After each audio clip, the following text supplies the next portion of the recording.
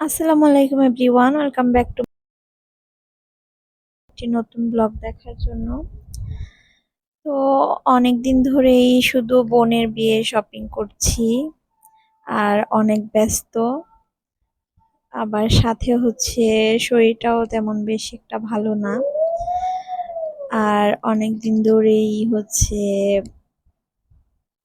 টুকিটাকি শপিং করা হচ্ছে। তো অসুস্থতার কারণে তেমন করে শপিংও করা হচ্ছে না। তো সেই দিন গিয়েছিলাম রাতের বেলা হচ্ছে শপিং এ প্লাস ডাক্তারের কাছে। তো ওইখান থেকে হচ্ছে আমরা উৎসবে গিয়েছিলাম আর উৎসব থেকে কিছু শপিং করেছিলাম ফ্রুটস। আর যেহেতু সকালবেলা আমি ডায়েট শুরু করে দিয়েছি, সকাল সকাল হচ্ছে ওটস খাই, এজন্য হচ্ছে আমি অ্যাভোক্যাডো অ্যান্ড হচ্ছে চেরি নিয়ে আসছিলাম। তবে সবসময় হচ্ছে আমার হাজবেন্ড এই চেরি অ্যান্ড অ্যাভোক্যাডো গুলো নিয়ে আসতো আগে।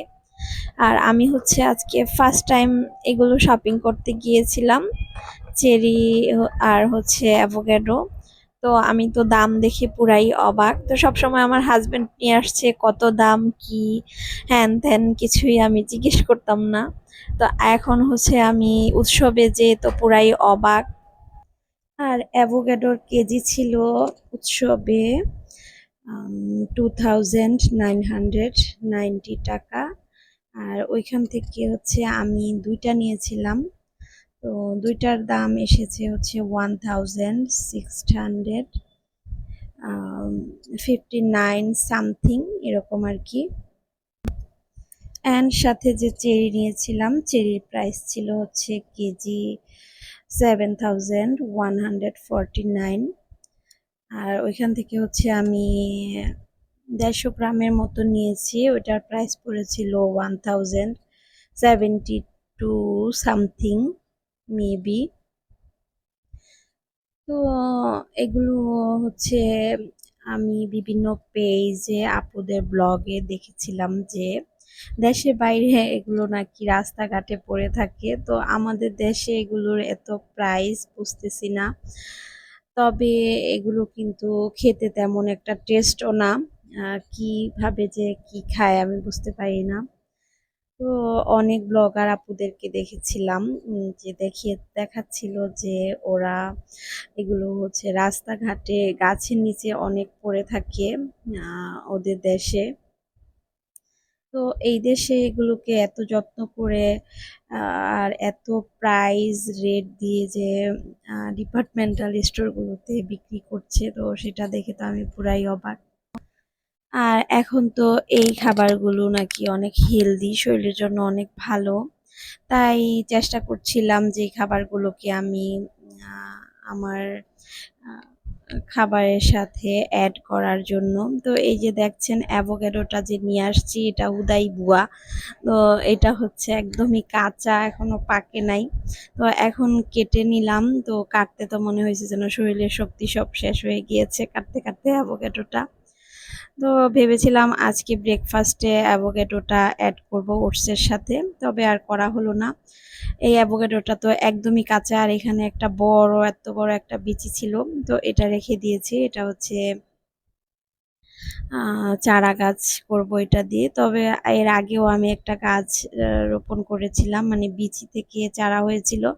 তো সেই গাছটা হচ্ছে আমাদের বাড়িতে দিয়ে দিয়েছিলাম, চারাটা গ্রামের বাড়িতে। তো ওইখানে অনেক বড় হয়েছে গাছটা মাশাল্লাহ। কয়দিন পর হচ্ছে আমি সেল করব, এগুলোর এত প্রাইস। তো এই যে অ্যাভোক্যাডোটা, তো এটা হচ্ছে একদমই হার্ড, কোনোভাবেই হচ্ছে কাটা যাচ্ছিল না।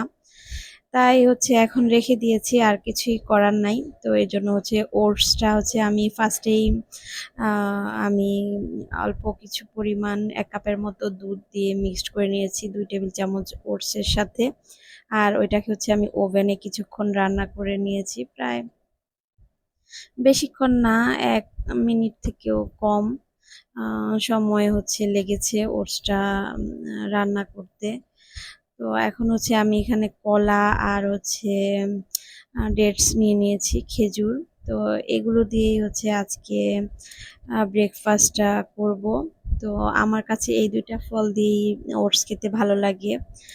আর রিজন হলো এই ২ টা ফলে অনেক সুগার থাকে, মানে অনেক সুইট এই ২ টা ফল। তো ওটস হচ্ছে একদমই বেস্বাদ। তো কলা আর হচ্ছে খেজুর দিলে ওটসের টেস্টটা অনেক ভালো আসে। আর এর সাথে হচ্ছে এড করব চেরি। চেরিগুলো কিন্তু আমি আগেই ওয়াশ করে রেখে দিয়েছি এখানে। তো কেটে-কুটে ২-১ টুকরার মতো হচ্ছে অ্যাভোকাডো নিতে পেরেছিলাম। তবে এটার এত বাজে গন্ধ, খাওয়ার মতো না। সবাই কিভাবে খায় আমি জানি না। তো সকালের ব্রেকফাস্ট শেষ করলাম। আর এখন হচ্ছে রান্না করে ফেলছি। আজকে হচ্ছে বাচ্চাদেরকে স্কুলে নেই নাই। এই ব্লগটা কিন্তু অনেকদিন আগের, বাড়িতে যাওয়ারও ১ দিন আগের। তো সময়ের জন্য হচ্ছে এতদিন আমি ব্লগগুলো আপলোড করতে পারছি না। তো এখন থেকে সিরিয়াল ভাবেই আপলোড করব ইনশাল্লাহ। তো পুঁইশাকটা হচ্ছে চিংড়ি মাছ দিয়ে রান্না করেছি। পুঁইশাক কিন্তু চিংড়ি মাছ দিয়ে খেতে বেশ মজা লাগে।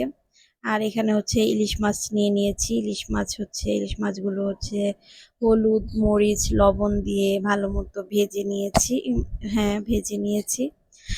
এরপর হচ্ছে আমি এগুলোকে বেগুন দিয়ে রান্না করেছি। বেগুন আর টমেটো দিয়ে। ইলিশ মাছ কিন্তু বেগুন আর টমেটো দিয়ে রান্না করলে বেশ মজা হয়। আমি এখানে হচ্ছে হালকা ঝোল, হালকা শুকনা এরকম করে রান্না করেছি।